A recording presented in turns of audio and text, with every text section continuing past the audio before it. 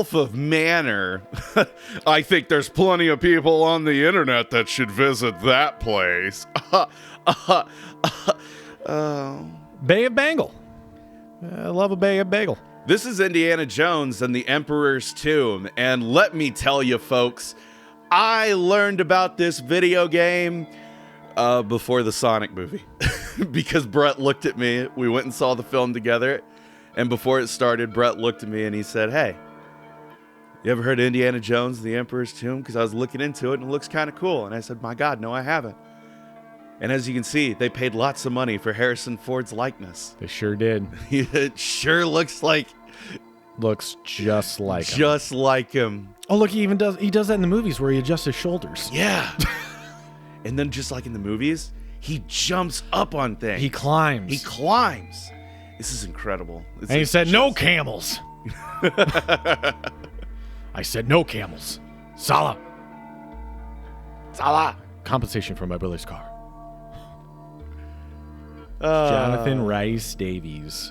So this game, yes. I think you did a little bit of deep diving on this, didn't you? I did, yeah, and I actually I'm curious because I actually practiced a little bit. I just saw a clip of it because that new Indiana Jones game that did you beat it already? I did. Yeah. I did finish it, and so we'll talk about that. Holy shit, that game. But I saw some clips of it because I know you were excited about it, and it's just one of those things where the algorithm was just like, "Oh yeah, you want to see this?" I was like, "Yeah, sure." Your weird Midwest friend was talking about this. Yeah. And I heard it. So would you like the context for everything he was saying? In fact, you know what? Why don't I just tell you everything? You know what? I'm just going to beam the experience of the game into your brain. I'll just put it in your neural link. Yeah, you know, that's where we're headed with AI. So, he did that, and then I found this video was just talking about all the Indiana Jones games throughout the years, and I knew there was a lot. I still want to check out the Fate of Atlantis, which is an old LucasArts PC point-and-click adventure game. Yeah, which I love. I just love that era of gaming, especially, and that genre. So I want to check that out, and I think it's completely voice acted too, which is even cooler. It is, and it's really cool. And it's like, it's a great, I love Atlantis myths and stories and shit like that. So I'm all about that. I saw there was a PS1 Indiana Jones game that was pretty carbon copy Tomb Raider, basically. So if you're familiar with that kind of, a little bit stiff and very, very pinpoint accurate platforming is kind of what it is. And then this game came up immediately after because the video person that was doing it was like, this is kind of like that, but you can tell they used it as a building block, but then this has more of that kind of I don't know what would you call it? More of that PS2 Grand Theft Auto era of kind of 3D platformer controls. It definitely has the more modern sensibilities in the sense of so with Tomb Raider, you're quite literally on a grid basically at all times. They try to make it seamless, but it's a little weird. Sure. And so that's what a lot of the games at the time mimicked, was being on kind of a grid and being very rigid. Whereas with this game, you're not on a grid. If it looks like you can actually make a jump, you can likely make the jump. Indy is going to actually raise his hands out to catch ledges and things like that. Tomb Raider, you had to hold every single button for everything that you wanted to do, basically. Yeah. And it wasn't great, frankly, when Tomb Raider did it. And it tended to be a lot worse when Tomb Raider knockoffs tried to do it. Yes, I think that's the hardest part about it was... Yeah. You pointed down exactly. Any clone, because they didn't know. I think that was the other thing, too, is because of, proprietary engines, especially in the advent of early 3D platforming and gaming, it was so much harder to, know exactly how studios were doing it. Like the whole, lock and key stuff was a lot more. It was just harder to attain that knowledge, I think. Like people actually had kind of like, a knowledge base to build off of. So other studios would just like see it and be like, well, we generally know how to do this. So let's try our own version of it, but with, this IP. Oh, Jesus. Okay. Oh, damn, dude. Yeah, that... Do you just start from the beginning again, or is there checkpoints? So there's kind of checkpoints. Okay. Kind of like how Tomb Raider does it? Yeah, so like each section of the level, I think this is a little more forgiving, at least what I've played so far, than Tomb Raider is. Yeah. But yeah, like each section of the level is like a checkpoint, and so when you don't finish this particular section, then you have to start it from the beginning, but once you do, then it's not like you have to go back and do them all over again. I'm gonna be honest, I really don't know how the fuck I died there. That was a little ridiculous. Hey, I'm glad we got it on camera. Yeah, you gotta show people you're not good. Yeah, yeah, So like, what did interest me about this game is, and it's Indiana Jones, so there is gonna be things that are just like expected, right? Sure. In the playbook. But it was really interesting to me to see the number of things that are similar to this and the new game that came out. Really? There is overlap. There is, and I mean, to be fair, part of it is just because it's like, well, this is an Indiana Jones game, and that also is like, well, this is an Indiana Jones game. You're gonna have a whip. You're gonna have guns. Yeah, I mean, like that. That's the kind of stuff that, like, yeah, that's pretty surface level. But one of the things that really kind of stood out to me is how. Oh hell yeah. Well, this is one of them. The number of like different weapons and things that you can pick up to utilize, because like Indy does use guns in the movie, but it's not like that's his main way of fighting. No, he punches a lot of Nazis, honestly. But he doesn't usually. It's not like he's running around with a Tommy gun typically, and just mowing guys down like it's Commando or something. And honestly, it's like it happens a couple times in the series, but I think the most obvious example is in Raiders, that famous scene that if you don't know by now, now you're hearing it for the first time, I guess. But there's that scene where the one villain is showing off his is that a scimitar, the kind of sword that he's using?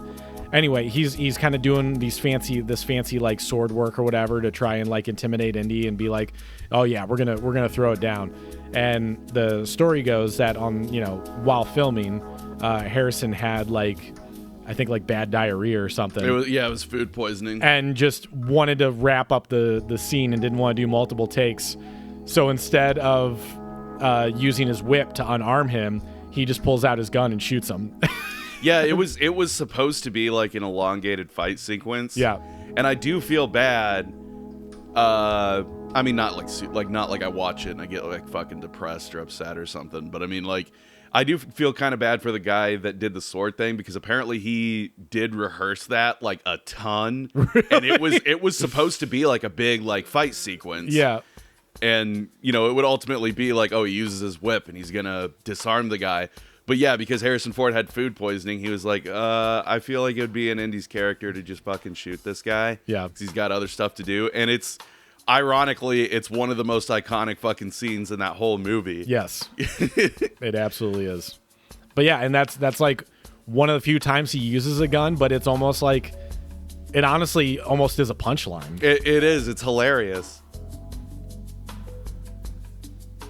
You can swim, right? Oh, yeah. Okay, good. Did you lose your hat? Yeah, so when you get in the water, he pops his hat off. You don't see him do it, but then he pops it right back on. That's okay. That's another thing. I thought it was going to be like a Mario 64 thing where you have to go back and get your hat. So that is something that can happen. If you're in the middle of a fight and you get punched in the face, he will lose his hat. Is this the game that you get docked bonus points if you don't finish the level with a hat? If you do, I have no idea how, because I do not I don't know of any kind of scoring. Got it. Okay. Maybe it was a different game. There might be something where it's like, oh, you need to have the hat, but there's also parts of like each level that, not every level, but most of them where it's like you can't backtrack to like earlier parts of it. I saw it. Yeah, it was in one of the videos I saw where one of the 3D indie games is like if you finish the level without your hat, you don't get bonus points or something. It might be Infernal Machine, which I think Infernal Machine is the one that you were referring to. That's more like Tomb Raider, I think. Oh, the PS1. Maybe it's a. I think that's right. That might be. I think you're right. And if we're wrong, you can tell us. Yeah. In the comments below, while you smash that like button, like Indy Jesus. just got smashed with a shotgun. Well, there you go. I lost my hat. Oh, nice. Now I have your shotgun. Oh, jeez. Violent. I gotta pick up the hat. Hat. Hat. Hat. Hat. Hat. Oof. But no, this game is actually it's pretty fun. Yeah. For this would have been PS2, Xbox era, right? Yeah, it was on PS2, Xbox. It is also similar in the sense of like you can make the new Indiana Jones game kind of hold your hand a little bit. Well, not a little bit. You like if you get stuck, it's got things that will like actually help you get unstuck.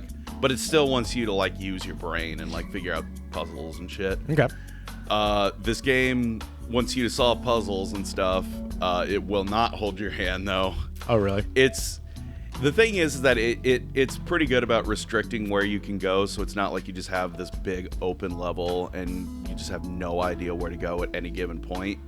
But there are times where it'll like, show you something and you're supposed to kind of like figure out, either how to get there, what to do, or whatever. We're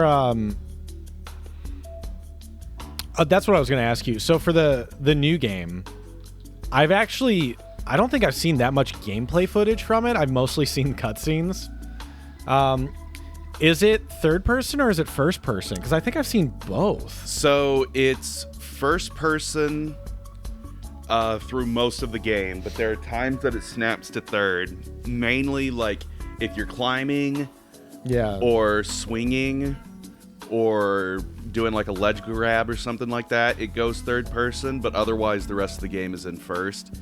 And to be honest, I appreciate that because I feel like there's a lot of games that will have you do all that in first person. Yeah, and it's just I mean, it's me rough. Personally, yeah, it gives me motion sickness. I don't fuck with it. Yeah, I really like the universe and the idea of Mirror's Edge, but I cannot play that game.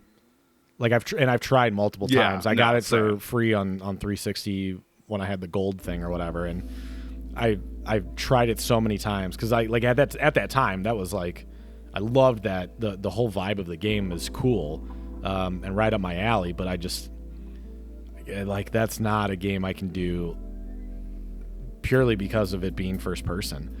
What's so funny is you saying that how the new Indy game plays. This is just me and my knowledge of these types of games.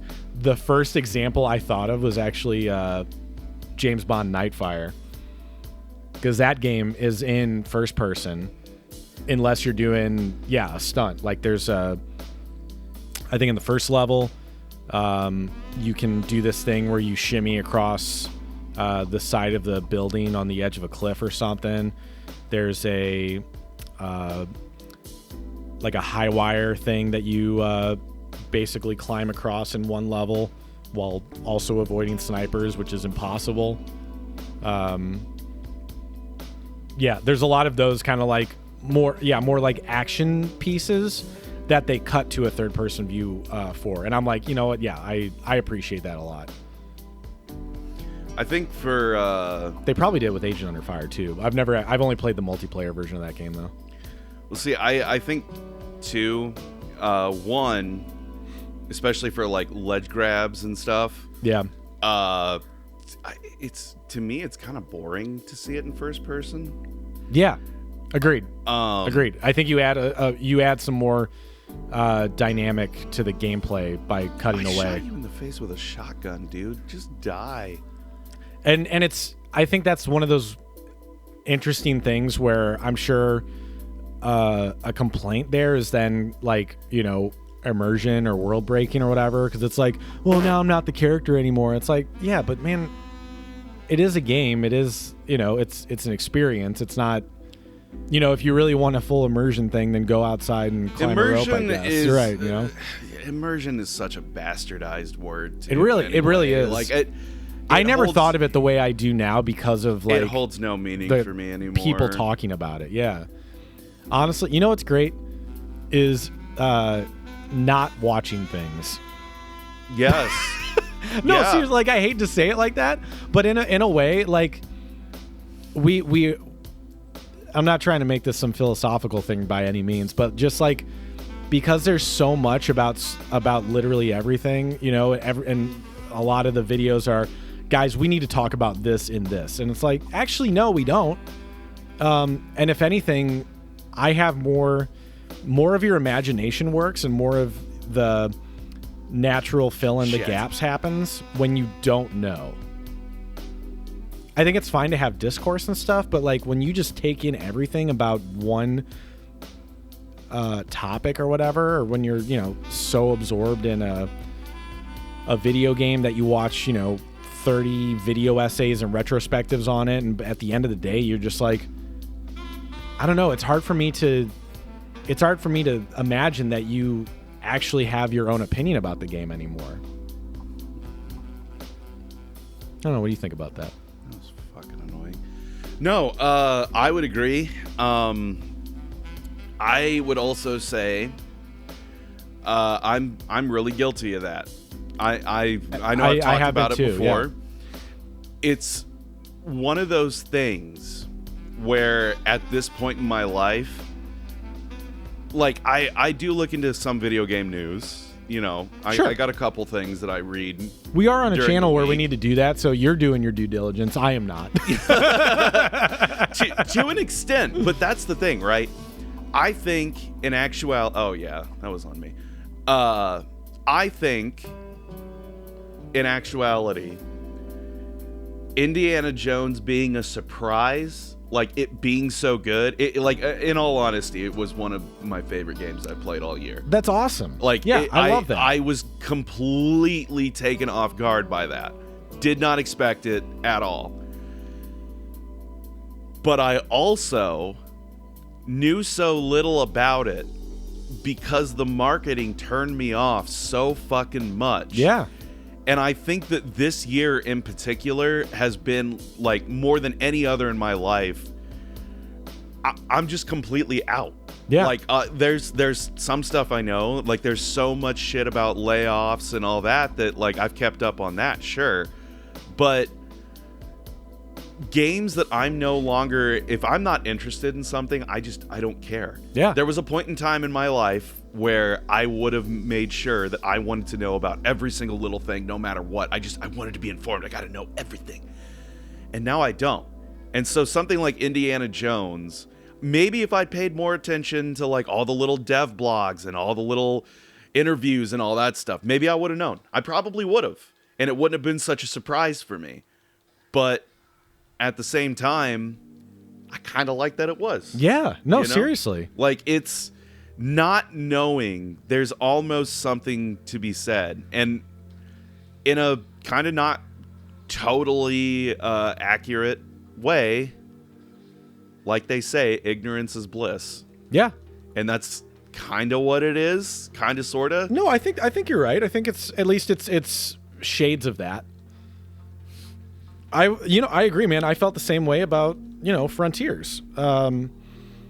The couple years ago when I first picked it up, and I was just like, I don't know what it is, man. I kind of want to try a Sonic game again after so long, and I went into it not looking at anything, not reading anything, completely blank slate, and I loved it.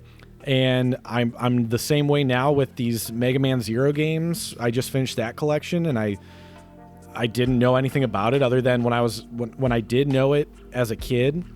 Not even as a kid. Like, I was probably a teenager when those came out. I guess that's still a kid. Anyway, I saw my cousin had the first one, and I saw it, and I was just like, dude, that ain't Zero. Like, the artwork kind of put me off, and Brad said the same thing. And I just didn't like it purely because of that. And it sucks because I missed out on such a great time. I'm glad I finally played them because I love them. Like, I really do. I think in terms of the world, and all the, I think in terms of just a really tight knit, 4-part story, it's fucking great. It's the best of the X series, honestly. And then I'm actually feeling that way right now. I picked up this game for like $3 right before I bought Shadow Generations. And because we were about to see the movie, I was like, fuck, all right, I'll play Shadow Generations once I beat the 0-4. So I played Shadow Generations, and then I went back to this game, which I really knew nothing about. I just saw the artwork and was like, it looks kind of fun and whimsical. I'll give it a shot. And I bought it for $3. I know nothing about the game, and it's been such a fucking joy. And it's a straightforward game. It's not difficult by any means, but it's fun, and I think it's a great little narrative. It's called Wavetale. I feel like I've heard of that. I think I assume it's just a little indie game or whatever, because regularly I think it's only like a $20 game, maybe cheaper. But yeah, I got it on sale for like $3, and I think a lot of people kind of go directly to a Wind Waker comparison because it has a cell shaded stylistic look, and the majority of the game is you surfing on some really cool like stylistic water graphics. But you're not on a boat, you're surfing on your feet, kind of. I won't spoil it. But then, like, honestly, like the combat and the mobility part of it reminds me of like an early PS2 platform. It kind of feels like the first Sly Cooper, and that's why I really like that. Combat's not overly complicated. It's pretty simple. You have, your light attack and your strong attack kind of thing. Super easy. But yeah, it's a really fun little narrative. Does a good job of bringing like environmental issues to light, but in a way that's not like shoving it down your throat kind of thing. You know what I really didn't like was that movie Don't Look Up. I don't know if you saw that one with Leo DiCaprio and oh no, what's her name? Fuck, Jennifer Lawrence. Thank you, Courtney. It was one of those things where, it's something that it's so on the nose about. These scientists discover a meteorite coming to Earth or whatever, and they try to warn everybody, and everybody's like, oh, yeah, maybe. And, they make light of it, and the billionaires kind of, like, find a way to make profit off of it, and all this stuff. So it's just this big commentary on the sincerity or the manipulation of information via media and all that, whatever. It does that, but I feel like that's the way that does it is so up its own ass. And I've just been noticing it more and more with like major Hollywood productions where like when they try to do things like that, it's not the subtlety of like the critique of overconsumption and capitalism that like They Live does, right? And granted, I know that's not a big Hollywood picture. That was Carpenter, so a little bit outside of the big system. This is kind of fun. But like when a big Hollywood system does it, and they try to have these messages of like, oh, watch out, misinformation, manipulation, or the warnings of global shit, and it's like, yeah, man, I've known this since fucking Fern Gully, dog. Like I've been been here, dude. That is not at all where I thought you were fucking going. Holy shit.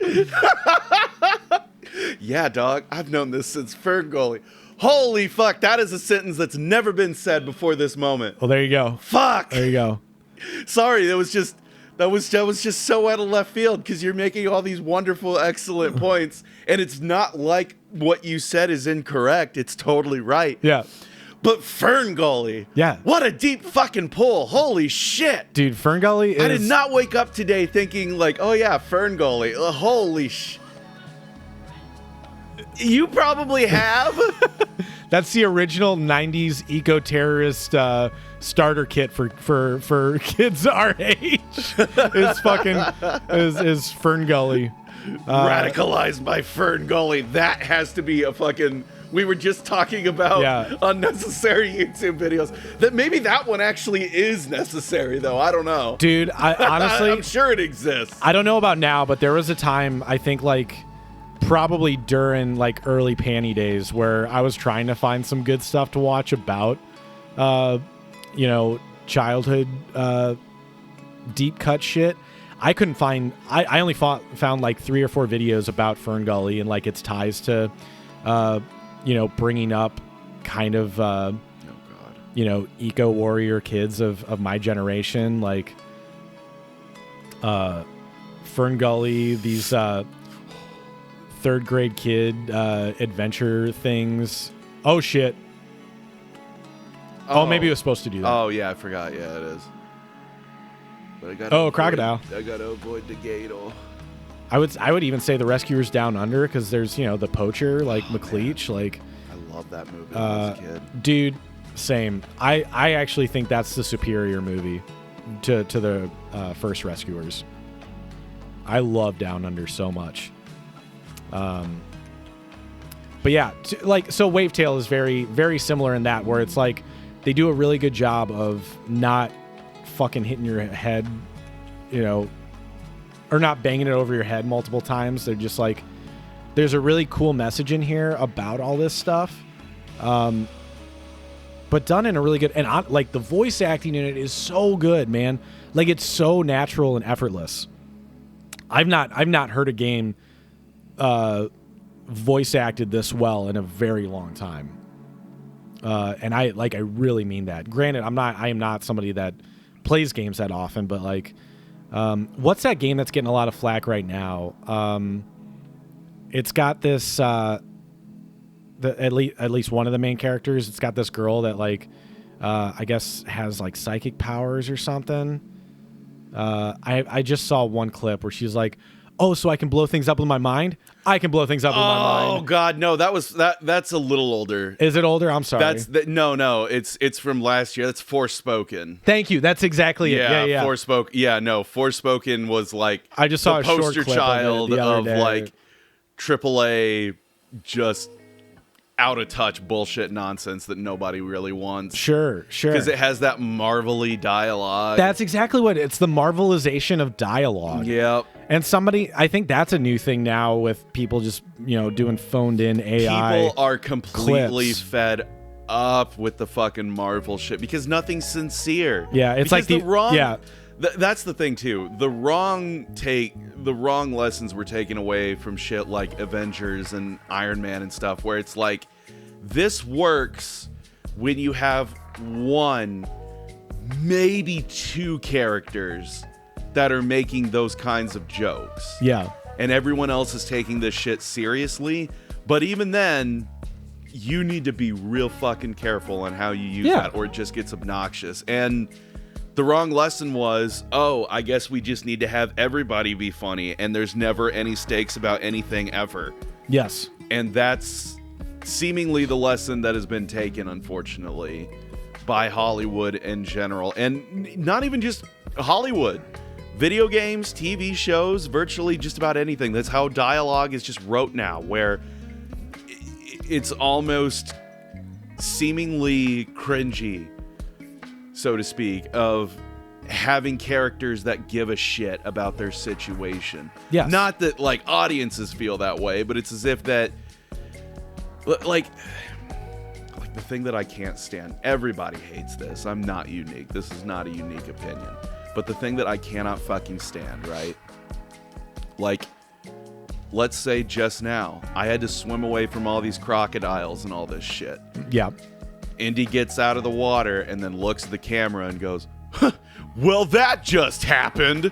Yes, that's... Fuck off. Yeah. I hate that. That's like a poster example of that kind of how to write for this era of but that's Hollywood the thing. I don't or even TV, yeah, I was gonna say for Hollywood, because I don't feel like I feel like a lot of people are annoyed by that. I'm not fucking unique by any stretch of the imagination, and people really aren't that dumb. Like, when they're being served the same thing for a decade and a half, they're gonna get fucking bored by it. Case in point, why those Marvel movies don't have a good level of return. Sure. Like, the closest thing that I can think of to a movie that did that and actually kind of made it work was fucking Sonic. And that's because there's one part, it's in the trailers. There's one part where they drop the black hole bomb and Sonic goes, oh, that's supposed to be scary. And then it opens up a fucking black hole. And then he goes, okay, yeah, no, that is really scary. Yeah, that's 100% it. Yeah. And it's because he's making jokes about it. But then the second that he realizes, oh shit, no, that's bad. That's really, really bad. We're going to be fucked. He fucking panics, rightly so. Like, instead of it just being, oh, is that all it does? It's a throwaway, yeah, whatever. Yeah. You know, and it's... And even then, it's not great, but it at least didn't make me go like, ugh. And I get it. They still, you know, we were kind of talking about this in one of our Discords where one of our buddies was not, he doesn't like that kind of dialogue. And I agree. I don't really love it either. And that whole, you know, kind of almost audience pandering. There's and Sonic does it more than any other character, I think, and I think that's by design because he is he's the main character. But his personality also just lends itself to that better than any of the other ones. You know, Tails is able to be charming and cute without doing too much. Knuckles is just funny because he talks in that low, very serious voice. That's something that they talked about in one of the interviews I read, where they're like, Knuckles, we can pretty much just have say anything, and because his voice is so low, it's funny. Right. It's fucking true. And it can still be, you know, part of his character just saying a thing of, you know, I must protect the Master Emerald, like very deep and down, but everybody still kind of giggles at it. Like, it's we funny. Talked about the Knuckles show. And yes, it's very. It's. You weren't a fan. I haven't watched it. It's got the reception that it deserved. It's not great. It's a distant fourth from all the stuff that they've made so far in that universe. But the first episode has everything that's like good about it. Yeah. And early on, Sonic is trying to talk to Knuckles about, like, you know, this is your home now. It's a little different. But like the way that he starts talking to him is, man, look around. Isn't Green Hill beautiful? And all Knuckles says is, no. No. Really look around. Like, all these mountains, it's something, isn't it? No. And like over and over, he keeps trying to tell him, like, like, this place it's not so bad. This is great. And all Knuckles will say is, no. And it's like, that's funny. I do love, I don't know if it was purely just for, I mean, it might have been purely for the promo material, but they at least they showed some scenes of the actors recording their dialogue, and Idris, I don't know actually how to pronounce it. I thought it was Idris, but I feel like a fucking idiot too, because I'm never sure how to pronounce it. That's just his first name. Due diligence. I can't. His last name, I feel like I'm always saying it wrong, even when I hear how it's spoken and then I try to repeat it, and that's completely ignorance on my part. Yes, exactly. Well, thanks, pal. I meant to say that in an agreeing way, but it was just funny. But it did. Yes, Carson is ignorant and I am good. No, but there is a scene where like he's recording his lines and he's wearing like basically Hulk hands version of Knuckles' gloves. That's fucking awesome. Yeah. But yeah, so my original point was actually coming back to the whole dialogue thing. There's a bit in this too that we can also, and you're going to be able to agree with me on this, I think for the most part, is there's also a YouTube version of this, of the certain kind of dialogue, at least within like these video essay and like gaming retrospective critique culture things or whatever. So for example, I finished up the Mega Man Zero series, right? And I was kind of curious to I was like, I'm kind of interested. I'm going to watch like a video or whatever and see if I can find a good one of just kind of like walking through the story or whatever, just to kind of see if there was anything I missed. I didn't get that far because after a little bit, I was like, you know what? This is actually ruining it for me. I would rather just know what I know. And that's kind of the beginning of this conversation on this episode of like, honestly, I don't need to know everything, because what I'm filling, the gaps that I'm filling in myself, make it more interesting for me. And also allows me to be more, imaginative and understand a more creative process. That being said, I watched, the first like 15 minutes or whatever of this video before I just kind of said, nah, I can't do this anymore. But there's a dialogue. There's a certain like cadence and flow and just overall demeanor when it comes to these kind of videos, and it's not unique to this guy. I don't remember the channel's name, so it's not me trying to like save face or whatever. I'm sure if you like that kind of stuff, he's probably he had a ton. That was a big reason I went to it, because the thumbnail looked compelling enough. He edits his videos really well, and he's got a good following. So like all the checks were there. This was just my own thing of like, I don't know, man. I don't know. This isn't for me. But the idea was, or at least the presentation was very much, you present the information, right? You talk about, and you're like, so here's the beginning of the story. Zero's been locked away for a long time during the Elf Wars and all this stuff, and then they find him, and fam, guess what? They didn't have to cook like this. Like, kind of breaking to the side of their presentation dialogue. There's the presentation dialogue, okay, and then there's the to the side conversation where you get a little bit more like, whether it's trying to be more conversational. Did they really say like are you just exaggerating with the fam thing? Or? No, it very much. Yeah, there was the dialogue was like they didn't have to cook this much with like certain boss designs and stuff like that. Oh, and that's fine. Like he was a younger tuber, so I'm not. Man, I am old now. I'm older. Like I get it. Yeah. Oh boy. But it like there's a distinct vocal style and delivery between those two. You know what I mean? Where there's the presentation and the side chatter. And I think a lot of it kind of started from like, I guess more retrospectives and video essays where they wanted to start like adding some humor into it. And it'd be like, Jesus Christ. Why did you do that? Indiana Jones will explore these temples and grab these things and maybe get his hat blasted off, if you know what I mean. Quick cut back to the actual narrative. You know what I mean? That kind of style of, I don't know what to call it. I'm sure there's an acronym and a naming system for seemingly everything. But yeah, as I watched it and as I kind of went through it a little bit more, I was like, where the fuck oh, did it's right. my hat go? You were down. It's on the steps, hugged against the wall. There you go. Oh my God. How did you fucking see that? Because I saw it when wow. it happened. Good eye. Thank you. Holy shit.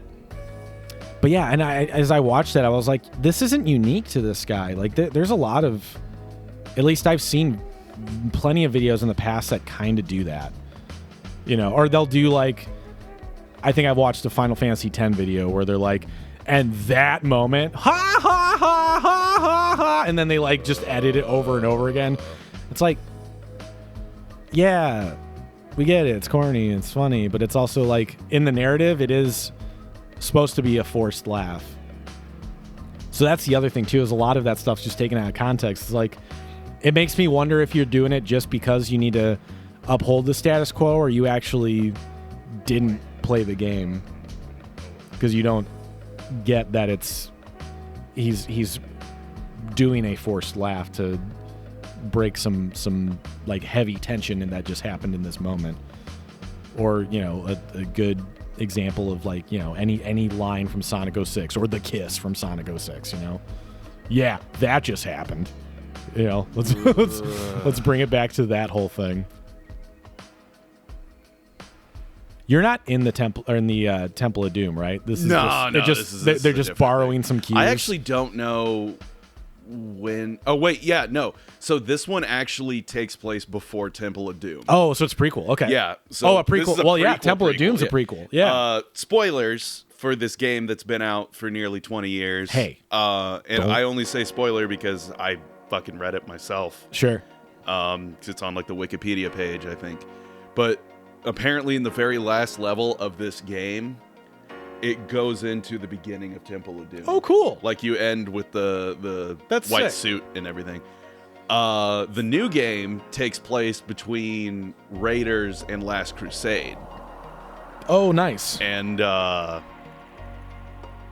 think that's how Atlantis was supposed to be. you know what? I don't want to say it. Yeah. I was going to say something, and then I was like, I think that's actually kind of a massive spoiler, so I won't say anything. Yeah, don't do it further. But there are things that it kind of tries to tie. Oh shit! Fuck! Oh, wow. Yeah, I wasn't fast. Are you in his belly? Yep. You absolutely are. Yep. You got 8. Yeah, this is a big old crocodile. Welcome to Gator. You've been gatored. Gator. Later, Gator.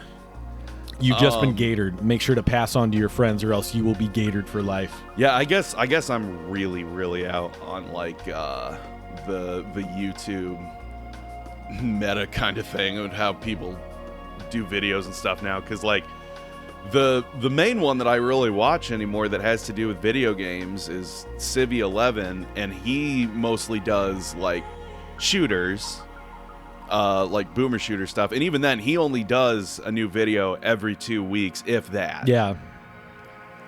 He just did one for Half-Life 2 though that was fucking phenomenal, and it goes into all of it, and it was also a really good reminder that I don't know if there is a video game out there that time has been crueler to than Half-Life 2. Like, Really? I really don't know anything about that series. So that game is great. It's hard for me to say that I love it anymore because... Are you specifically talking about the series or 2 itself? Honestly, it could probably apply to the series, but here's the thing. There is so much shit in modern video games that would not exist if we didn't have Half-Life. Really? I didn't realize it was that influential. The first Half-Life 1 and Half-Life 2 are some of the most influential video games that have ever been made. Damn, I knew they were big, but down. I didn't realize they had that much much weight.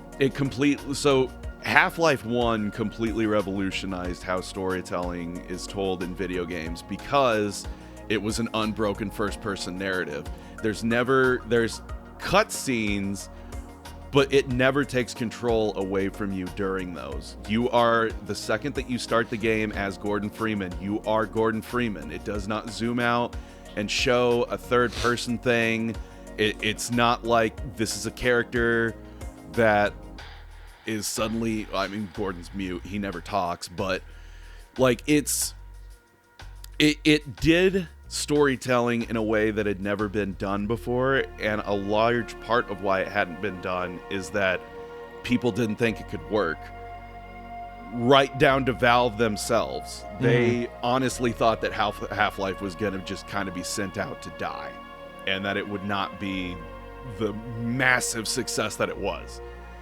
And then Half-Life 2 took all that and made it even bigger, and it's another case of the wrong lessons being learned, as usual, because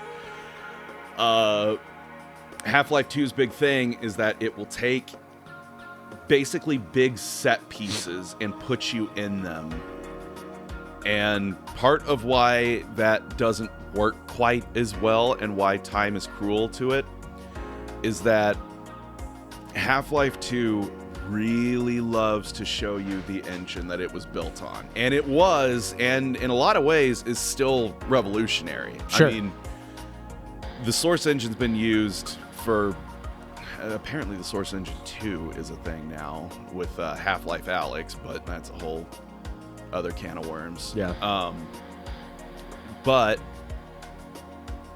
thank God. I was gonna say, I was like, oh, did you go for the wrong one? I didn't think that he was gonna make that. I went for the right one, but I did not think he was. I'm gonna choke up on the chain a little bit too.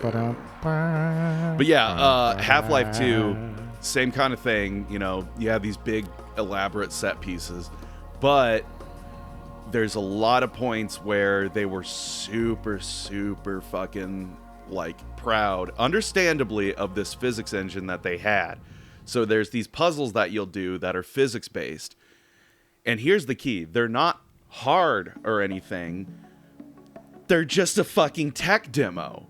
So the first time that you do it, especially if it was all the way back in 2004, I didn't play it until 2008, and even in 2008 it was like, holy fuck, this is the most incredible thing I've ever played in my fucking life, oh my god. Yeah. But when you play it now, I honestly don't know. If you've never played Half-Life, maybe the stuff that I have issues with wouldn't affect you. But once you have seen this tech demo shit once, it's kind of like, okay, I'm yet again moving fucking barrels to move a ramp so I can move this shitty ass airboat through this horribly long, convoluted, pain in the ass fucking root canal water hazard level. I want it to be done. Like the first like 2 or 3 hours of fucking Half-Life 2 it's a fucking slog. But then you get the gravity gun, and then you go to the best fucking level in the game, which is Ravenholm, and then you get the shotgun there, which the shotgun's okay. But there's just, it's just one of those games where like a lot of what made it so revolutionary has been done time and time and time again since then.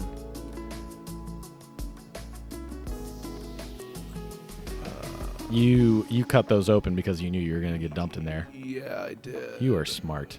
Look at you. I'm trying to remember if I need to just bail or yeah, I do. Okay, I need to just bail. Yep. Jesus. That's what I thought. Oh god,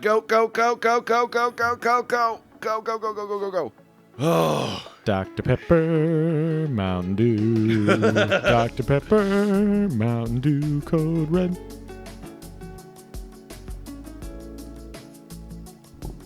But yeah, it's Half-Life is a great series. Like it revolutionized video games and it has its place in history. But I'm kind of on the I replayed some of it after watching Sibby's video is what I'm basically trying to get to, and it's like there's flashes of brilliance here, but a lot of it is like more than any other video game. Like my Steam account straight up said that I had not played Half-Life 2, at least on Steam, since January 2012. And it is now December 2024, 12 years later, and like I'm sitting there playing it and it feels like the thing that I played a million times in the last 12 years. Really? And like it feels so wrong to say that because Half-Life is so fucking significant. Sure. But it's like, I don't know. I would be really curious if someone that's never played Half-Life, for them to play Half-Life 2 and see if they could get something out of it. Because the big thing too is that a lot of people will play it with mods, and when you play it with co-op, I mean, I don't know. I'm in the camp of you shouldn't necessarily judge if like a single player game is better with other people, because there's really not a lot that we could do that would not be fun doing it together. Let's be fucking real. Yeah. Like You and I could fucking go outside and flip rocks, and just because you and I are doing it together and can shoot the shit and stuff, like, it's probably going to be a decent enough time. Right. Like, let's be fucking real. But, I don't know. Anyway, this was the beginning of Indiana Jones and the Emperor's Tomb. So that was just the opening adventure. Yeah. Kind of like in the movies. Exactly. Very cool. Very cool. I love that. Does the new game kind of do that too? No spoilers, I guess. It is a newer game, so I guess don't. I will answer that for you when we're off air. And since we're at the 50-minute mark, this seems like a perfect time. Indiana Jones, he's gonna go to Paris. I think that's where I think He that's just where came it goes back next. from Paris, but maybe he's going to Paris again. I feel like they have you go to Paris because you're trying to get a thing. I forget. Well, I've not gotten super far in this game. I played enough that I would be able to bumble my way through that opening there. no, that's perfect. Because, and this is something I meant to talk about earlier, and then we'll say this, and then we'll wrap it up. Tomb Raider, in my opinion, is one of those games that once you know what to do, you can beat super, super fast, which no shit, that's a lot of video games, but Tomb Raider specifically because there's so many like puzzles and shit. Sure, yes. And when you don't know what to do and you don't want to use guides, it can takes take for fucking ever. forever. And I had that issue with this game on some of those levels where I had to figure out what it wanted me to do. And once you know what to do, you can pretty much bust through it pretty quick. Nice. But I can tell you that my first playthrough was nowhere near as fast as that. It's tough, and it's a learning curve too. You know. Yeah, for sure. Anyway, this has been the Emperor's Tomb. We'll see you next week. Bye, everybody. Okay, bye bye.